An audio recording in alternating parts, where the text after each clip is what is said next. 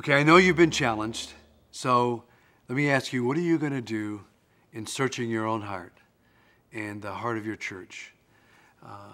This is a very difficult area. It's extremely important, but it's very difficult, and I know that. I want you to know that there's great hope. You heard the hope that I have now. I know that there's victory. I know that.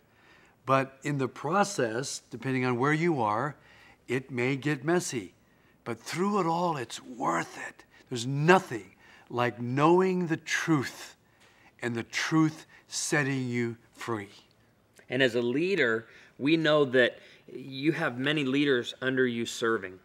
You have staff, you have elders, deacons, other pastors, and ultimately, as you've gone through this leader's disc, you may be discovering things about your heart going, if I begin to share this, could this cost me my job? If I begin to share this, is this going to require me to take a leave of absence? And like Gary said, we want to be open about this, saying, yeah, it could get messy, but it's worth it.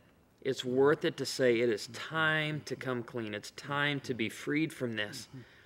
So we want to challenge you to do two things. The first thing we want to challenge you to do is after you've gone through this and you've wrestled with searching your heart and discovering ways that you can go to your wife, you can go to your leaders, you can go to your church, and we're going to give you a toolbox in just a little bit to help you with some very practical ways to introduce this to your ministry. But we want you to find ways to introduce this to your leaders.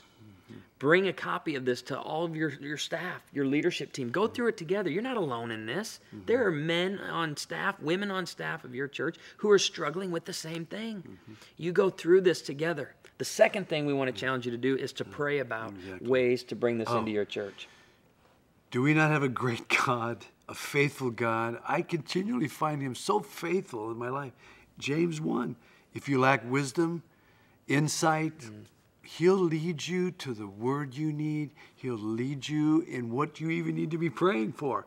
Open your heart to him. He only gives his grace to the humble, to the beggars, to the helpless, and so to the bankrupt. And so this is a big area of bankruptcy in our country. So take it to the Lord. Ask him. Wait upon him. Some of your fellow leaders, pray with them, and just be patient and watch God lead you to the areas that you need to go.